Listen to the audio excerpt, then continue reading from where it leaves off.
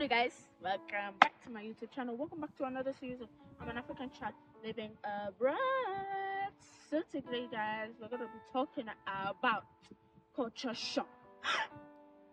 For some of you might be wondering, what is culture shock? Well, let me tell you, culture shock is going from your culture to a different culture, and everything that they do in the culture is totally different to what you used to do, and then now we have to start adapting to the new culture. And guys, let me tell you, I had, let me not say it's big, but I had some part of the culture shock, guys. It was confusing. I moved to the UK when I was 8 years old, and there were a lot of things that were totally different from what I used to do back in Nigeria. And then when I came to the UK, like, I was like, huh, well, now I'm adapting to it. I love some and I don't like some.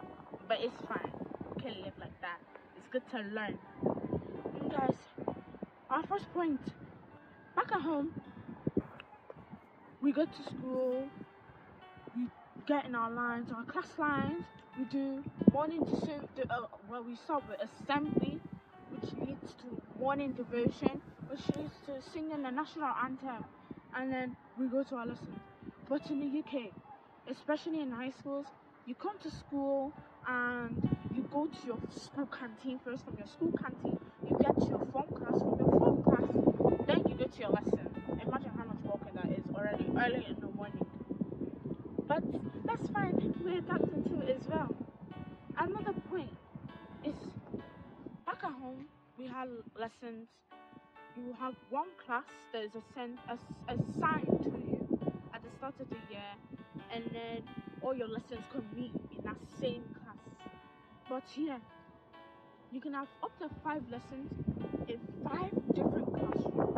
You might have lesson A in a different lesson in a different class, and then you have lesson B in a different class, and then you have lesson C still in the same class as like lesson A, and you have to be walking back and forth and stuff like that, guys. It's complicated, but that's a good exercise for us anyways.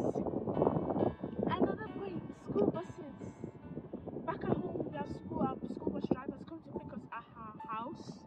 From our house, we pick up everyone else that's getting on the school bus, and then the school bus driver takes us to school. But in the UK, school buses are basically for kids who live very far from the school, for example, like 10 miles away from the school.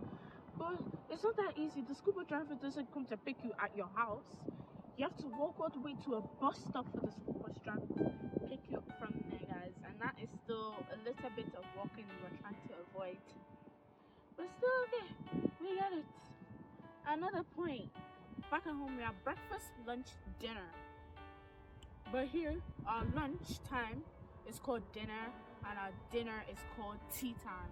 So here we have breakfast, dinner, and tea. And guys, I think that is the best thing, because we have tea at like 6 o'clock, but back at home we might have our own dinner by like 10 o'clock. And guys, that's not healthy for us. Having dinner at tea time like 6 o'clock is very healthy, because we get to digest our food faster before we go to bed and shower, do everything we need to do before going to bed. And I love that. Like, that keeps me very healthy. And guys, another point is how we say like sorry, or like maybe you're walking around in the UK, like, and then someone falls on the floor, and you go up to the person and say, oh, sorry, and then like, why are you saying sorry to me? You didn't make me fall, did you? Then don't say sorry.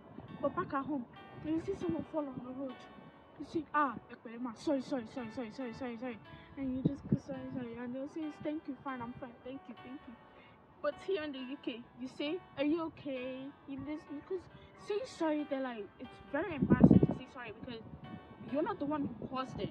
You didn't make them fall. And guys, it's easier here, because then you just ask the person if they're okay. You didn't cause the thing. Because sometimes saying sorry might make people think you were the reason that the person fell or something happened to them. So yes, guys. Another point.